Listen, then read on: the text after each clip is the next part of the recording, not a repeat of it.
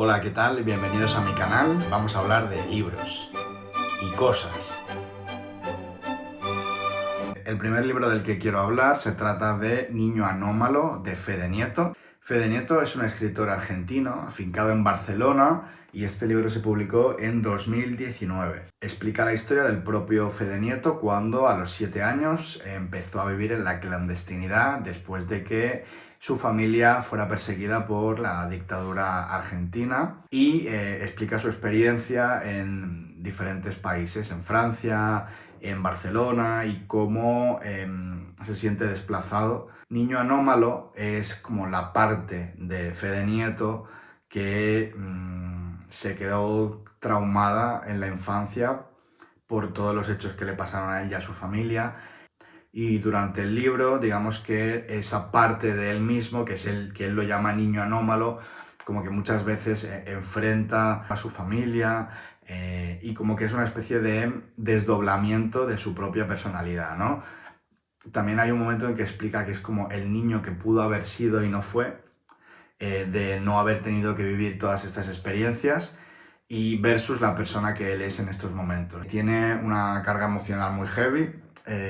No hay ningún momento truculento, por así decirlo, pero sí que hay muchas alusiones cuando habla de los desaparecidos, de la relación que él tiene con alguno de ellos, de cómo su familia se va fragmentando poco a poco, y cómo él tiene el recuerdo de esa familia nuclear que, a raíz de todos los acontecimientos políticos del país, se va fragmentando y disgregando por el mundo. Ha sido una gran lectura, muy potente, y sobre todo es muy interesante porque él va haciendo un paralelismo entre los acontecimientos de su vida y la propia historia de Argentina, y va intercalando momentos como de cierta explicación de contexto histórico y cómo la historia de su familia va en paralelo a estos acontecimientos. Tiene una estructura súper fragmentada, va dando saltos en el tiempo hacia adelante, hacia atrás. Eso le da como un ritmo muy ágil. Para muestra me gustaría leer una frase, más allá del principio, que es súper potente, que aparece en la parte de atrás, que dice: cada vez que llegamos a una nueva casa aprendemos dónde están las salidas, si hay ventanas bajas o puertas traseras, si hay patio, dejamos una escalera apoyada en una pared para poder huir. Está súper impresionante, empieza así. Pero hay una frase que me gusta mucho. Habla de unas fotografías de cuando él era pequeño y cómo se ve a él reflejado en las fotografías. Siempre salgo haciendo tonterías en las fotos. Parezco extrañamente feliz y risueño. Yo era otra persona. Durante años arrastré el error de imaginar cómo sería mi vida sin esta huida, preguntándome si en algún lugar hay otra versión de lo que éramos. Los niños de esa foto ya no existen. Vivieron algo distinto de lo que debía haber sido su vida. Y como este trocito, varios con esa potencia evocadora. Lo he disfrutado muchísimo, os la recomiendo. Me gustaría leer más del autor. Ha sacado otra novela también que se llama Hay recuerdos que querrán abandonarme. Y sobre todo que es finísima, o sea, se lee en una tarde y media, en una tarde, una sentada, que la fotografía de la portada, bueno, y el diseño de la editorial Hurtado y Ortega me parece maravilloso. Este concepto de faja, la fotografía me parece súper potente, me parece muy, muy oportuna. Niño Anómalo, de Fede Nieto. La segunda novela de la que quiero hablar se trata de Marrón, de Rocío Quillaguamán.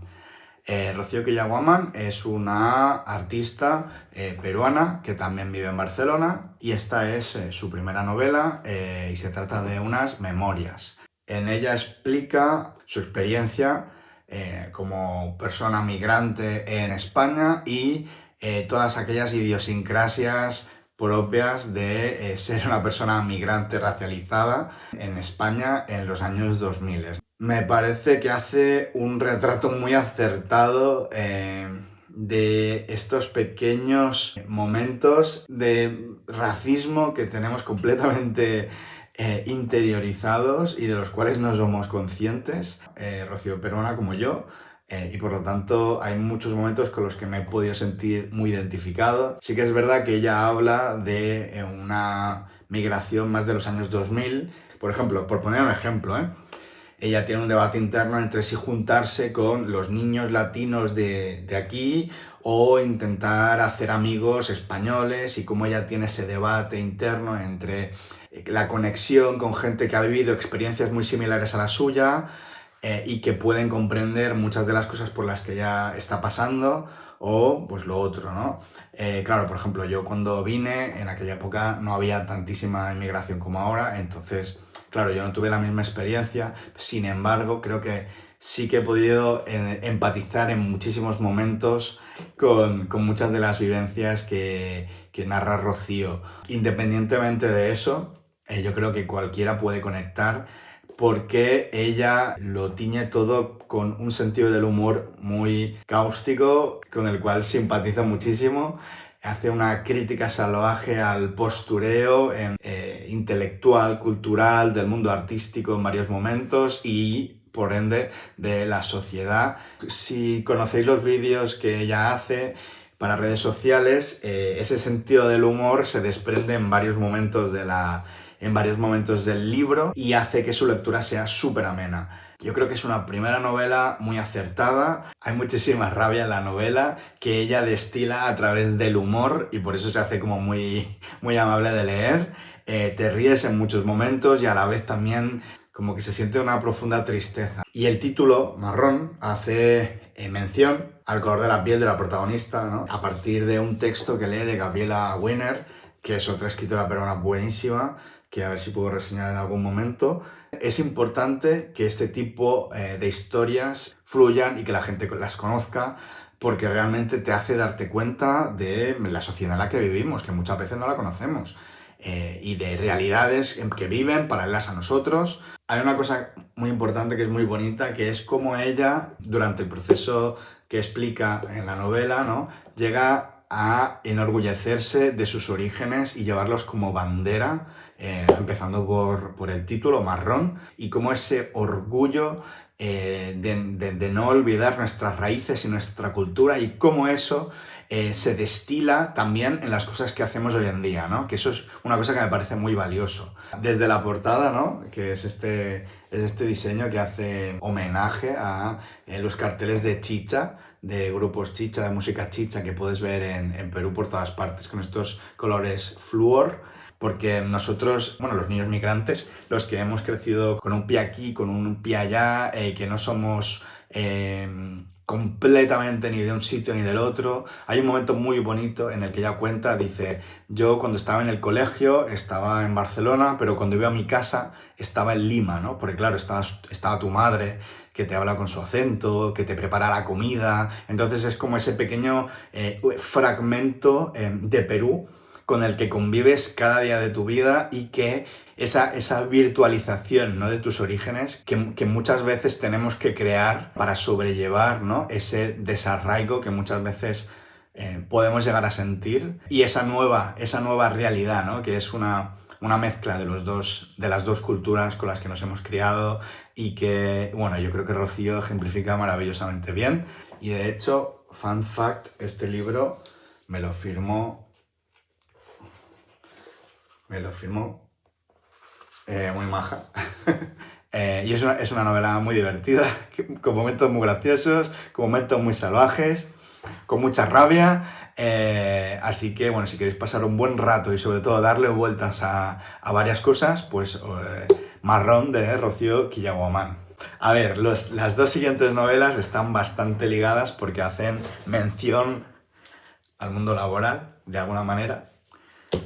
¡Ay! La primera de la que quiero hablar se trata de Los empleados de Olga Ravn. Voy a buscar cómo se pronuncia. Olga Ravn. Olga Ravn. Bueno, en fin, una escritora danesa, poeta. Ella es poeta, claramente. O sea, no lo recuerdo de memoria, lo estoy diciendo, pero sí, poeta, claramente. Pero es que con unas imágenes poéticas súper potentes. Detrás, en la contraportada, dice una frase que me parece clave, que creo que define muy bien el espíritu de la novela, que dice: es como si Samuel Beckett hubiera escrito el guión de Alien. Maravilloso. A ver, se lee en nada. Y bueno, la verdad es que me ha gustado muchísimo. Los empleados, ¿de qué trata? Una tripulación, unos empleados, un staff, ¿vale?, que trabajan en una nave que se llama la nave 6000, que está orbitando alrededor de un planeta llamado Reciente Descubrimiento.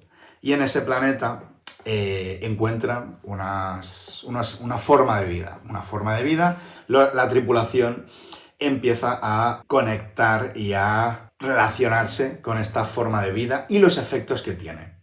¿Cuál es el tema? Que dentro de la tripulación hay gente sintética, es decir, robots, o mezcla de robots, es decir, robots quizá o humanos con partes de robots y humanos propiamente humanos, ¿no? Que estaban en la Tierra y que van a esta misión. ¿Qué pasa? Que a medida que ellos entran en contacto con estas formas de vida, por un lado, los sintéticos, que no se llaman sintéticos, bueno, los humanoides, yo los llamo sintéticos porque en Alien creo que, si no recuerdo mal, los llaman sintéticos. Ellos no sé cómo prefieren ser llamados. Total, que a raíz de que entran en contacto con esta forma de vida que encuentran en el planeta, los sintéticos empiezan a cuestionarse su propia identidad y a empezar a plantearse qué es lo que los distingue de un ser humano. Y los humanos, por su parte, empiezan a sentir anhelo de la tierra que han dejado y las razones por las que de repente están trabajando en este sitio. Todo esto es la historia, pero ¿cómo está contada? Vale, pues está contada a partir de testimonios. Se supone que se ha creado una comisión de investigación para investigar los sucesos en la nave a raíz del contacto con estas formas de vida.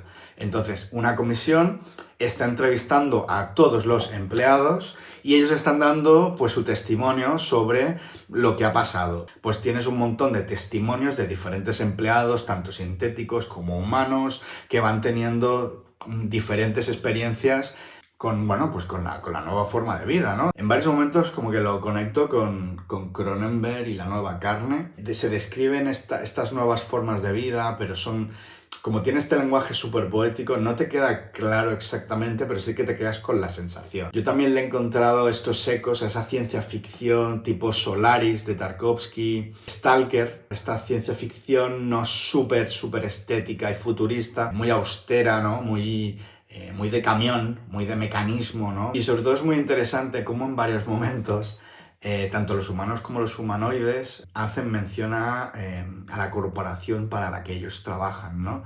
Y cómo están atados, por ejemplo, el humano que ha dejado su planeta, que ha dejado a sus hijos para ir en pos de esta misión, de repente se replantea, porque está tan metido en su trabajo que ya de repente dice, ¿yo para qué he venido?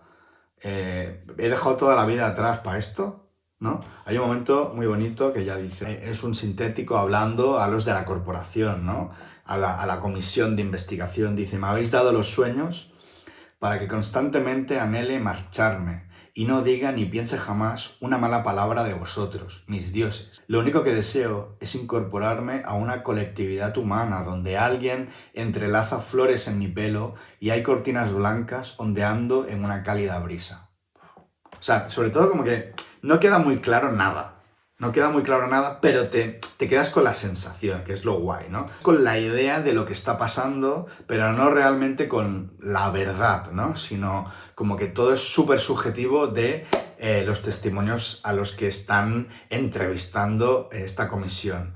Hay un cartel que encontré por ahí que me parece súper clave, sobre todo en cuanto a lo que la novela destila, que es esa parte de ciencia ficción, esa parte poética y es también esa relación que muchas veces tenemos con el trabajo.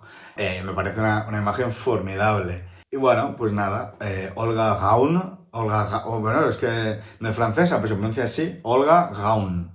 Olga Gaun, Los empleados.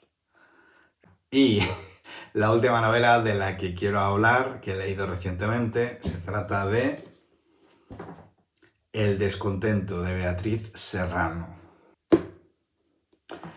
Vale, explica la historia de Marisa, una creativa que trabaja en publicidad y cómo está hartísima de su trabajo, lo incómoda que está, lo poco que aguanta a sus compañeros de trabajo y sobre todo esa desidia millennial de no haber cumplido tus sueños, de vivir esclavizado a un sistema por una serie de beneficios, ese malestar que produce y que no te deja avanzar. Bueno, aparte de eso, tiene muchísimo sentido del humor, te ríes en varios momentos, de hecho, hay un momento, no voy a explicar el final ni nada, pero sobre todo, hacia el final hay un momento en el que suena Titanium de Rihanna y David Guetta. Bueno, no suena, pero se insinúa que está sonando, tú entiendes que es esa canción.